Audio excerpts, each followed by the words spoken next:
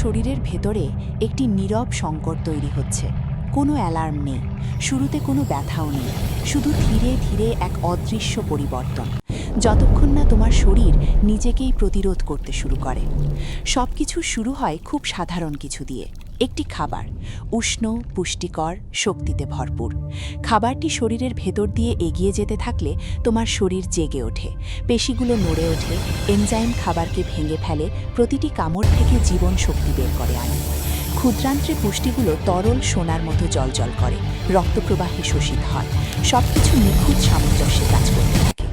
কিন্তু সবকিছু সামনে এগিয়ে যায় না যেমনটা যাওয়ার কথা। অবশিষ্ট বর্জ্য প্রবেশ করে বৃহদান্ত্রে, আরও অন্ধকার, আরও ধীর, আরও ভারী হয়ে। এখানে সময় যেন ধীরে ধীরে দীর্ঘ হতে শুরু করে। বৃহদান্ত্রের কাজ খুবই সহজ, পানি শোষণ করা, বর্জ্যকে আকার দেওয়া এবং সামনে এগিয়ে নিয়ে যাওয়া। কিন্তু কিছু একটা বদলে যায়, চলাচল ধীর হয়ে আসে, ছন্দ দুর্বল হয়ে পড়ে। দিন কেটে যায়, বর্জ্য সেখানেই রয়ে যায়, আর প্রতিটি মুহূর্তে আরও বেশি পানি শোষিত হতে থাকে।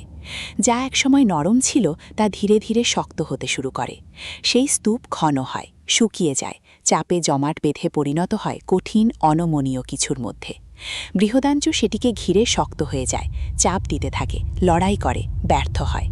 ভেতরে ভেতরে চাপ বাড়তে থাকে, দেয়ালগুলো স্বস্তির সীমা ছাড়িয়ে প্রসারিত হয়।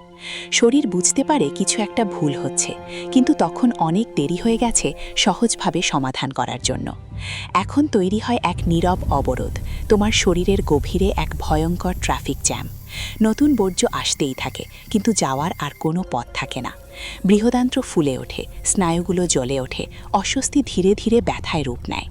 এখন তুমি তা অনুভব করতে পারছো, এক ভারী চাপ, এক অদৃশ্য টান, এক অব্যক্ত জরুরি অনুভূতি। তোমার শরীর মুক্তি চাইছে, কিন্তু পথ সম্পূর্ণ বন্ধ। পেশিগুলো আরও শক্তভাবে সংকুচিত হয়, সংকেতগুলো আরও তীব্র হয়ে ওঠে। শরীর তার সমস্ত শক্তি দিয়ে চাপ দিতে থাকে, জোর করে, লড়াই করে, নিজের প্রতিরোধের বিরুদ্ধে যুদ্ধ চালায়। কিন্তু যত বেশি সময় পার হয়, ততই পরিস্থিতি কঠিন হয়ে ওঠে। তৈরি হয় এক ভয়ঙ্কর চক্র। দেরি সমস্যাকে বাড়ায়, আর সমস্যা সেই দেরিকে আরও গভীর করে তোলে। কোষ্ঠকাঠিন্য শুধু একটি বিরতি নয়, এটি হলো চলাচল আর প্রতিরোধের মধ্যে এক নীরব যুদ্ধ, আর্দ্রতা আর শুষ্কতার মধ্যে সংঘর্ষ, সময় আর অবহেলার লড়াই। আর এই মুহূর্তে তোমার শরীর হয়তো মুক্তভাবে প্রবাহিত হচ্ছে, অথবা ধীরে ধীরে নিঃশব্দে থেমে যাওয়ার পথে এগিয়ে যাচ্ছে।